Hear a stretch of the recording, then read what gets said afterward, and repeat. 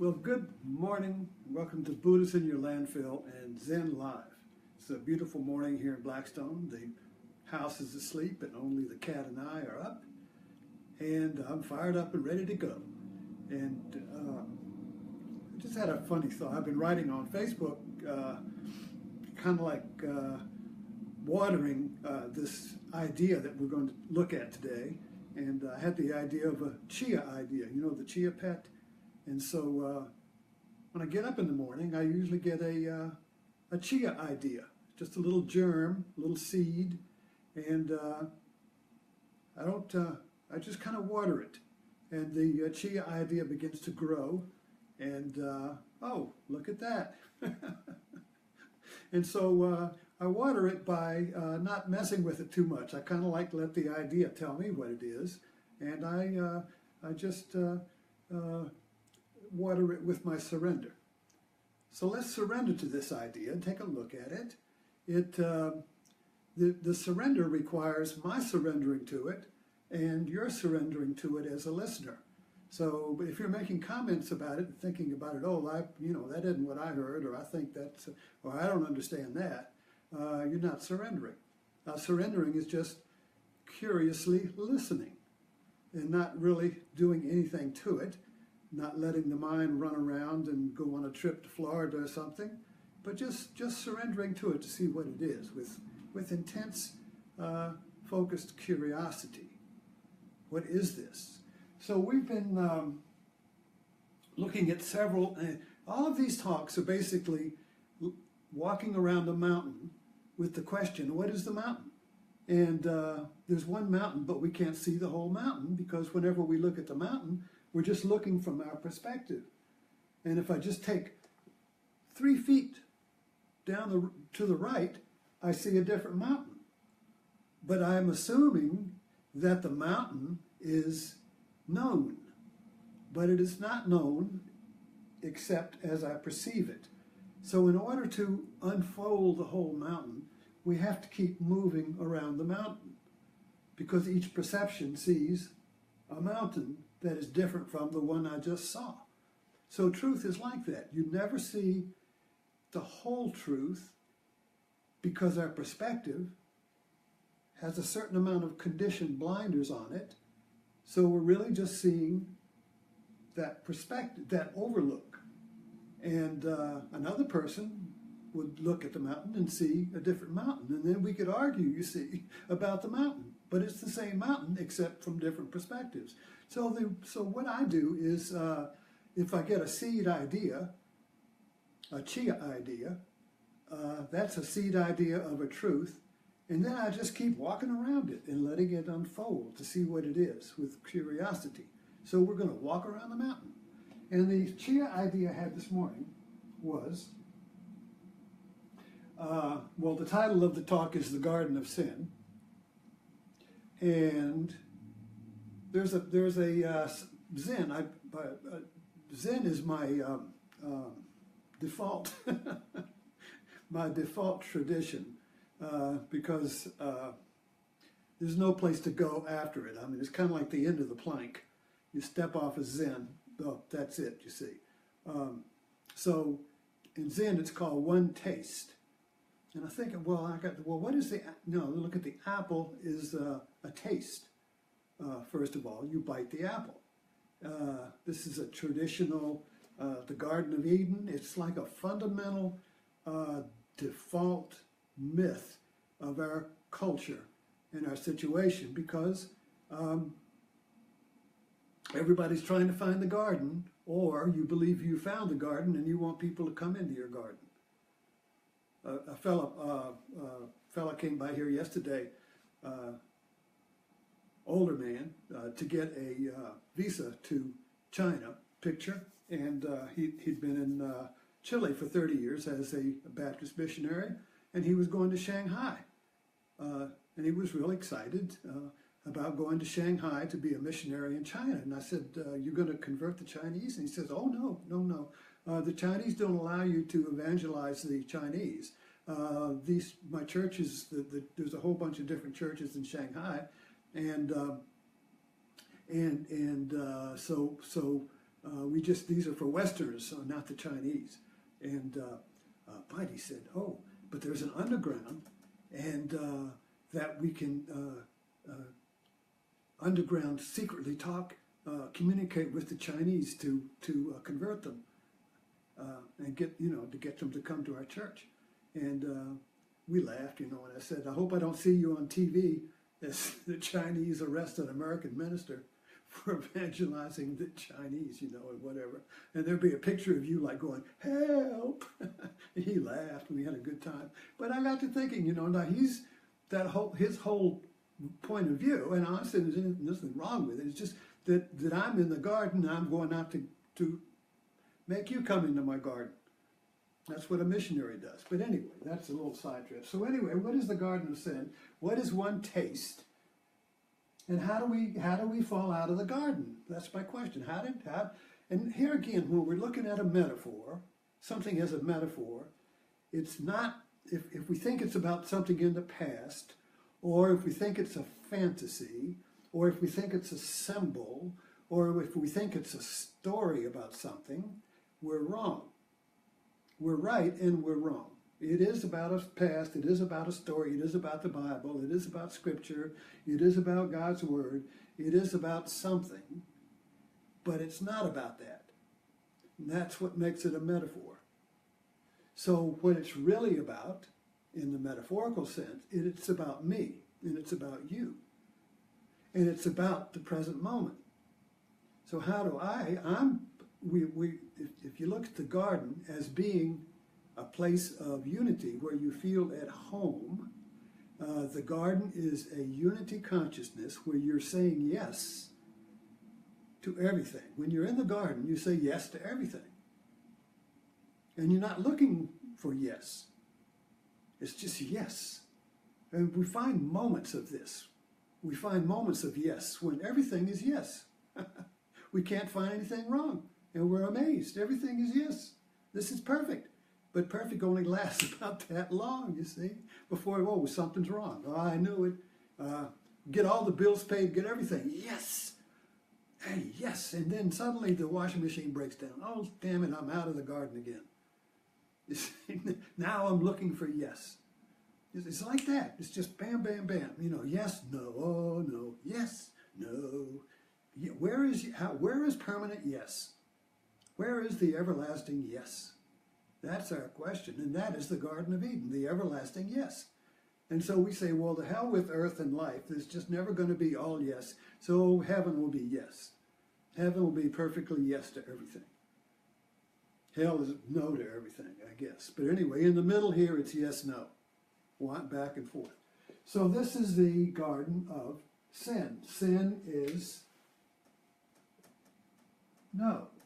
Okay? So you got yes, no. You would say the Garden of Sin would be yes, no. It's yes sometimes, it's no more. For some people, it's no all the time. For some people, they're little no's. But the point is, it is a duality. It's not one.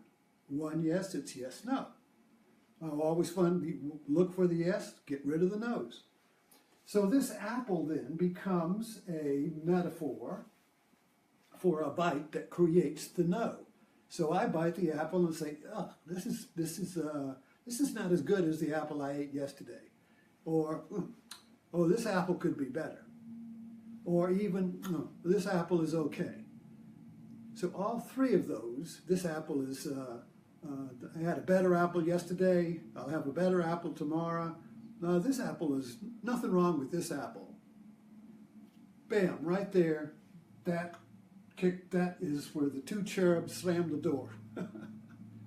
You see what I mean? God, this is very interesting, the cherubs that God placed to guard the garden so the sinners, Adam and Eve, couldn't get back in. Well, why can't they get back in? Well, they bit the apple and divided their mind into yes and no. Before they bit the apple, everything was yes. Now, by yes, I don't mean, it means there's no.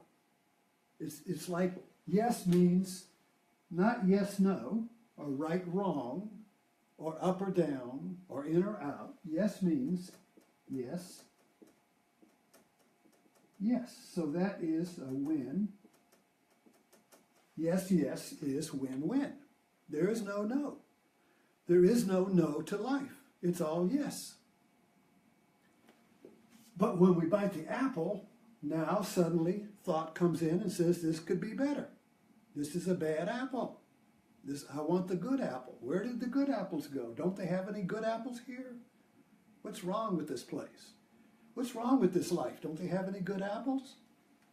Why do I always get the bad apple? You know, I'm a victim. You know, who gave me this bad apple? You gave me this bad apple? You see what I mean? You know, or I don't hang out with bad apples. Or I'm going to China to convert the bad apples to the good apples. So it's seeing the world in terms of good and bad apples. So Zen is one taste. So what does Zen means? Yes. So Zen means you bite the apple and yes. Even if it's rotten, it's yes. This is the perfect rotten apple. Yes. Even if it's a lesser apple, it's yes. My wife and I, when I noticed that, now she's a cook, and so she's always, not criticism, but she's always comparing what she made or what other people made to possibilities. Well, this could use a little, this is what cooks do.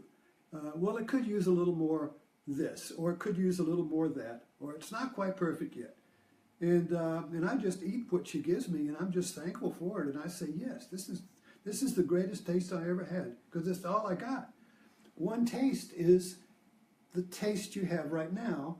And when there is one taste, yes, yes, there is no better taste. There is just this taste. This is the best possible taste you can have, which is right now. So the Garden of Eden is the garden of now.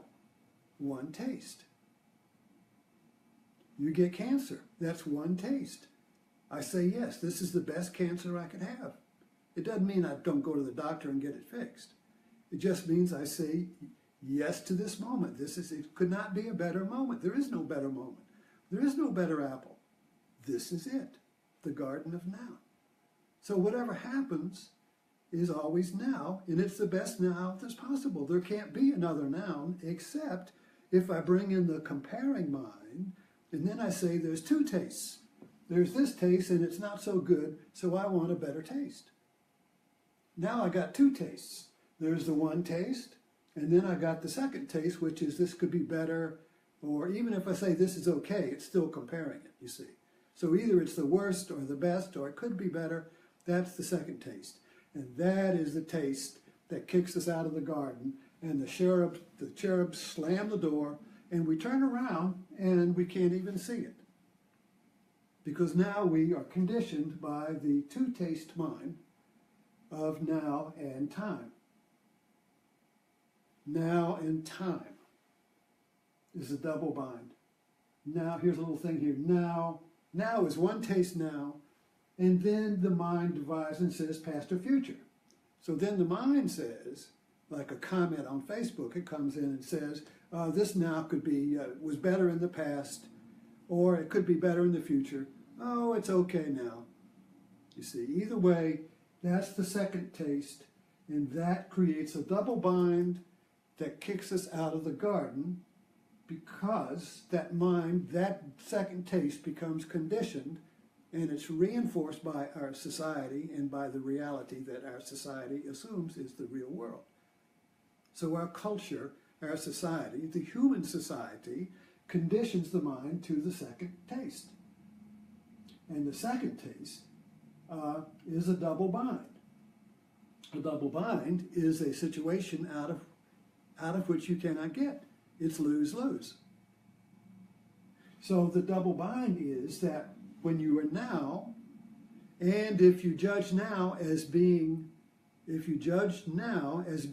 could be better, it could be worse or better, or okay, that judgment creates a division between now and time.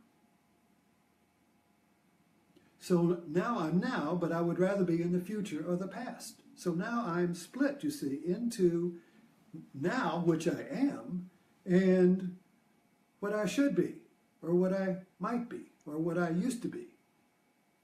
Now I have split now into two incompatible halves, which is now and past or future. And so now, having been divided by the two cherubs, or the door shut and guarded by the two cherubs, I yearn for the now. I yearn for the garden. I yearn for unity. I yearn to be home. I yearn to be one without a second. I yearn to be now without a future or a past. I just yearn to be here. But I'm looking for it. I can't find it anywhere, you see. The garden of now is shut. So I'm looking under the street light. I'm looking in the, I go to California and look there. I get another relationship and look there. I get a new car, maybe the car will do it. You see, I get a new job. I'm always yearning for now. And when I get to where I'm going, it's never now. It's always, well, it could be better. I'll put up with it. If I wait long enough, it'll pass, you see. So I'm constantly in this division between the two tastes. The one taste that is now has no second. When you really taste now, there's no second. It's just this, and it's okay. The second taste puts us in exile. So, and that's why my little man here with the split head, with the split mind, is always saying, no, you got a better one. You got a better apple. So we're going to talk about this some more. I mean, actually every day we're talking about this, just from a different angle. We're always talking about this one mountain, but from different perspectives. So let's pick up this thread tomorrow. And the question should be, how do you get back to the garden? And what do the two cherubs mean? Remember in the Old Testament, Moses had to go through the Red Sea. And what was the Red Sea but the two cherubs? If you look at the pictures of the images, you know, there is a path going through the middle, and you've got these two walls of water. Those are the two cherubs. But Moses takes the people through back to the promised land, which is the garden. So Moses takes the people out of exile and leads them back through to the promised land, but he goes through the two cherubs. The walls. All the temples have two. Even my little dolphins for the submarines has two dolphins. If you'll notice, everything about the world, everything, the two snakes and the medical symbol is two. You know, that's the two cherubs, and we have to transcend the two in order to get back to unity. So we're interested in how do you transcend the two? How do you transcend the split mind? How do you transcend the two tastes to get back to one taste? That's our question, and we'll look into this later. We'll keep looking into it. That's all I do. I keep looking into it. And I'll see you at Martini time this evening.